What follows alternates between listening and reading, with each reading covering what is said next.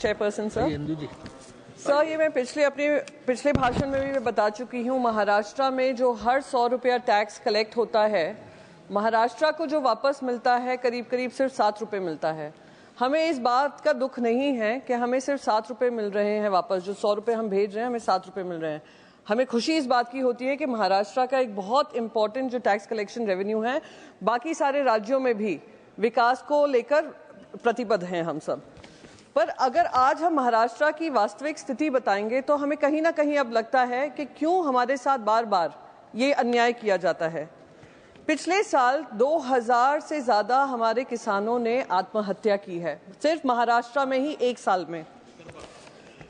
महिलाओं को इलेक्शन के समय 2100 रुपए का वादा किया गया था, इलेक्शन गया, वादा खत्म, 1500 रुपए जो कहा था वो भी अब तक देने में उनको विफलता मिल रही है। करीब 17% ऐसे लोग हैं जो बिलो पॉवर्टी लाइन है, 17% महाराष्ट्र में।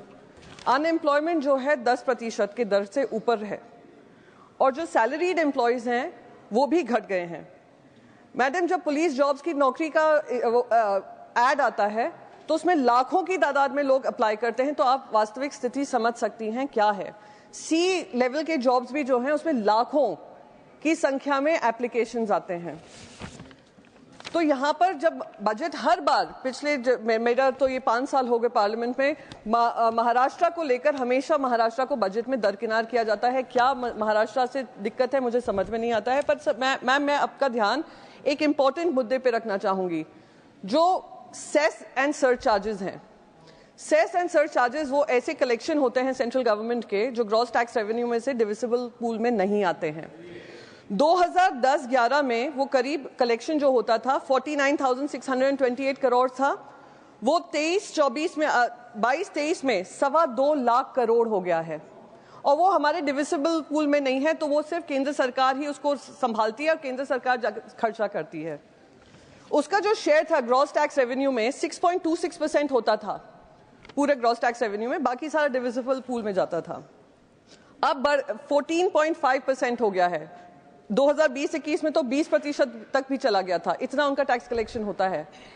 खुद 15 फाइनेंस कमीशन ने इसके ऊपर कंसर्न जताया है।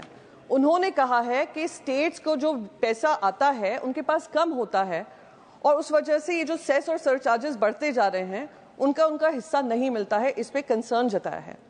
सीएजी की रिपोर्ट ने मिस यूटिलाइजेशन भी कहा है सेस और सरचार्जेस को लेकर, कि मिस यूटिलाइजेशन होता है, तो उसमें ट्रांसपेरेंसी नहीं है। मेरी बस एक ही मांग है कि सारे राज्यों के साथ इंसाफ होना चाहिए। ये जो सेस और सरचार्ज बढ़ते जा रहे हैं उस पर पाबंदी लगानी चाहिए, या तो रिस्ट्रिक्शंस लाएं, रैशनलाइजेशन लाएं, या उसको खत्म करें, और अगर खत्म नहीं कर सकते हैं तो उसको भी डिविजिबल पूल का एक हिस्सा बनाएं। बस इन्हीं शब्दों के साथ मैं अपनी बात खत्म करना चाहूंगी। जय हिंद, जय महाराष्ट्र। माननीय सदस्य श्री KR सुरेश रेड्डी, आपका टाइम 5 मिनट है। धन्यवाद ma'am. The finance bill is a grand finale for the budget session, ma'am.